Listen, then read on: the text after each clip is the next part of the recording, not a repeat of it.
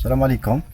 Dans cette vidéo, vous allez voir comment utiliser l'aide pour découvrir comment ça se passe pour réaliser une analyse statistique sous SPSS. Donc il suffit de suivre les étapes qui va signaler dans l'aide pour pouvoir l'utiliser. Donc en cliquant sur l'aide, étude de cas étape par étape. Donc ici, c'est les différentes possibilités d'utilisation de l'aide. Moi, personnellement, je préfère les études de cas. Et vous avez ici, par exemple, les statistiques de base. Donc, sûrement qu'il s'agit des opérations de base en statistique. Et par exemple, je veux savoir comment ça se passe et qu'est-ce qu'il faut faire pour effectuer une analyse descriptive sous SPSS. Alors, ici, il vient de décrire la procédure d'analyse statistique descriptive. Et en cliquant sur suivant, il va décrire une problématique qu'il va traiter. Donc, il vous dit que a telecommunication company maintains a customer database that includes, among other things, information on how much each customer spend on long distance, toll-free, equipment rental, calling card, and wireless service in the previous month. Et puis, pour les données que vous allez utiliser dans l'exemple, this information is collected in telco.save. See the topic samples files for more information. Use descriptives to study customer spending to determine which services are most profitable. Donc cet exemple, il se trouve dans les exemples fournis de SPSS et pour pouvoir utiliser et manipuler cette analyse sur cet exemple-là, je vais basculer vers SPSS et je vais naviguer vers ce fichier. Donc je vais ouvrir les données qui se trouvent dans ce fichier. Donc en cliquant, vous aurez une boîte de dialogue qui vous permet d'ouvrir un fichier classique de Windows. Et là, je vais naviguer vers l'emplacement où les exemples, où les échantillons de SPSS sont copiés. Donc, généralement, elles sont dans la partition C, là où SPSS est installé. Program Files, x86, IBM, SPSS, Statistics, 19, Samples, English, and Here. Et ici, vous avez l'ensemble des échantillons. Donc, je reviens vers l'aide que je suis en train d'utiliser. Il me dit que le fichier est nommé comme ça. Telco.save. Telco.save, ça commence avec T. Donc ici, je clique et j'appuie sur la lettre T. Telco.save. Elle est là, ouvrir. Il est en train d'ouvrir cette base de données. Comme vous le voyez avec l'affichage des données, vous avez combien d'observations? Donc il y en a 1000. Et j'ai combien de variables? Il y en a 42. Alors pour continuer à apprendre comment ça se passe pour effectuer cette analyse-là, je clique sur suivant ici.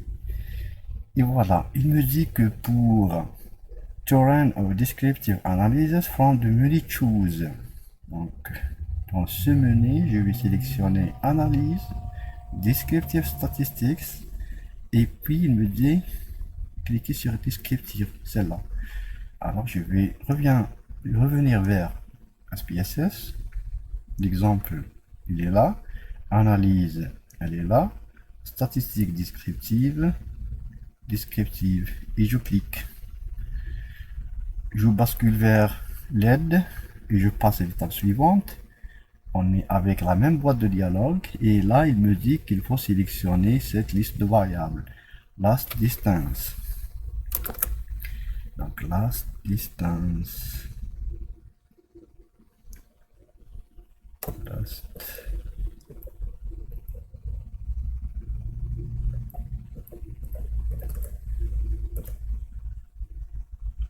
Est-ce que cette variable, c'est celle-là? La suivante, toll free.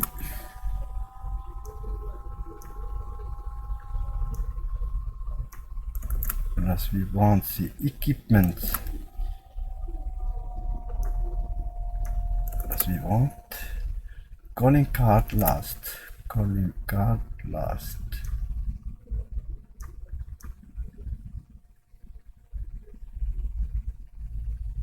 C'est celle-là. Et enfin, wireless last mount. Wireless last mount.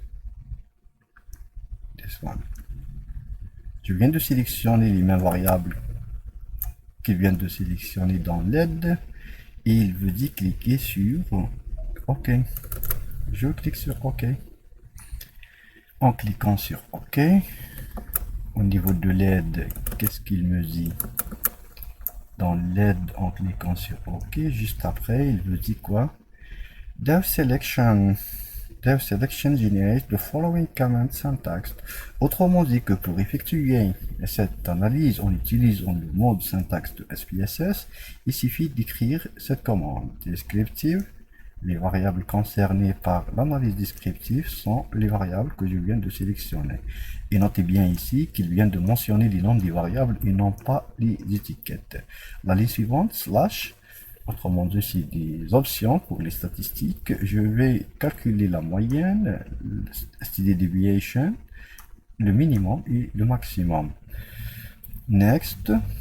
Maintenant, il va passer à l'interprétation. Donc, this selection produces the descriptive statistic table which can be used to compare the amount spent on each service. Next. Ici, il est en train d'interpréter les résultats qu'il vient d'obtenir et expliquer qu'est-ce qu'il y a comme résultat. Et puis, il vous dit aussi to record zeros as missing value. Donc, les valeurs qui sont des zéros, il va les coder par des valeurs manquantes. Il vous dit que from the menu choose transform the code into same variable. Je reviens vers les données, transformer, création des variables, recoder automatiquement, création de variables. Normalement, c'est recodé automatiquement. La variable à coder, c'est toutes les variables que je viens de sélectionner précédemment.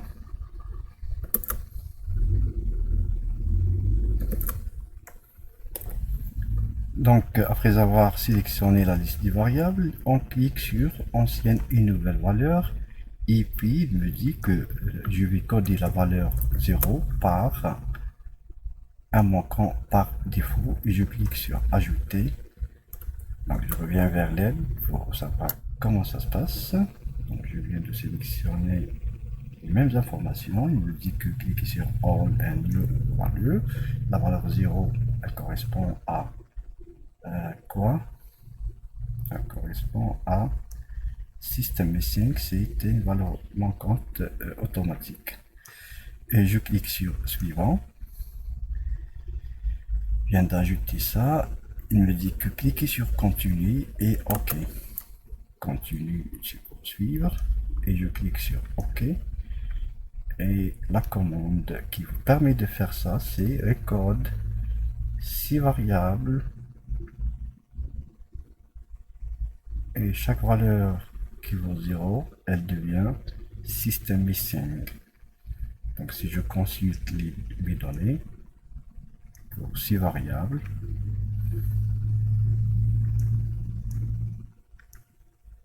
là où il y avait un 0, il devient valeur manquante.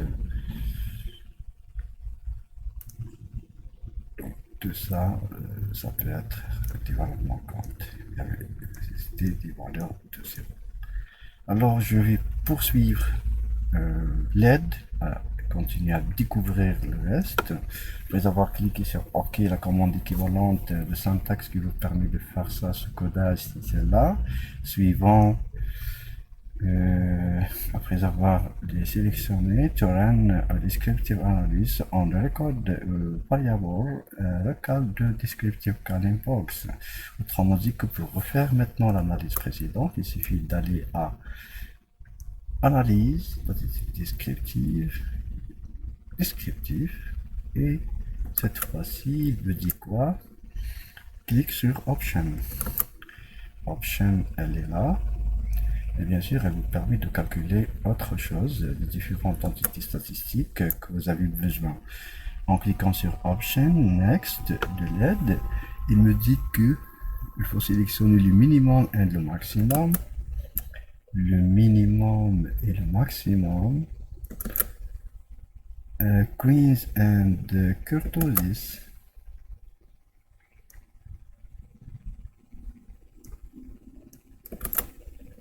Bon, il a gardé aussi le STD deviation, l'écart type.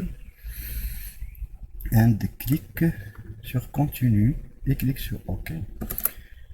Donc, poursuivre. Et je valide. Et voilà le résultat que je viens d'obtenir. Donc ça c'est avant le codage et ça c'est après le codage. Donc le titre, le remarque, les statistiques descriptives sont là. Dans l'aide, qu'est-ce qu'il va faire? En validant la commande équivalente pour faire ce travail. Et là, il est en train d'interpréter, il me dit quoi? When the analysis is conditional upon the customer actually having the service, the results are dramatically different.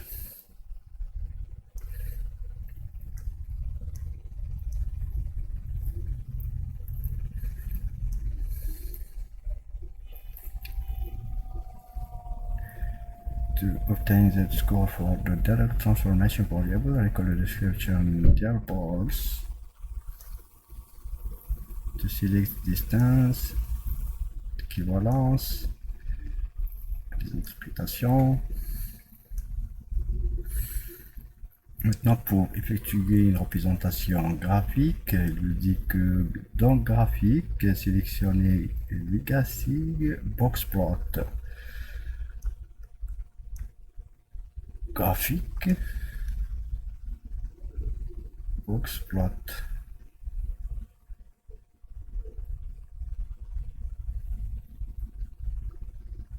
Attends. Site des boîtes à moustache.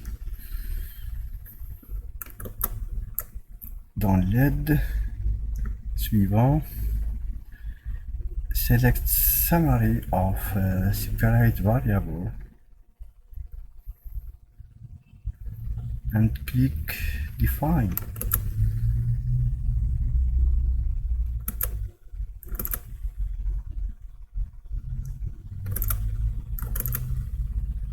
Définir.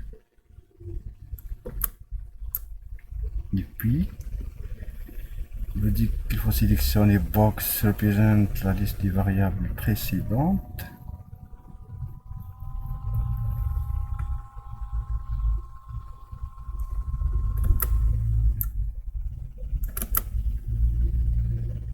Et bien entendu que vous devez suivre toutes les étapes pour avoir les mêmes résultats. Merci et bon courage.